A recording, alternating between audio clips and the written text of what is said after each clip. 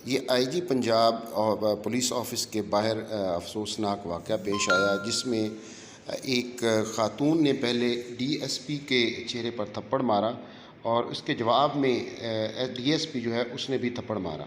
इसके बाद ये वीडियो जो है वो सोशल मीडिया पर काफ़ी हद तक जो है वो वायरल हो गई है और सोशल मीडिया पर इस हवाले से काफ़ी जो तनकीद है वो भी देखने में आ रही है। कुछ ख़ातून को कसूरवार करार दे रहे हैं और कुछ लोग जो हैं वो डीएसपी जो है उसको कसूरवार करार दे रहे हैं।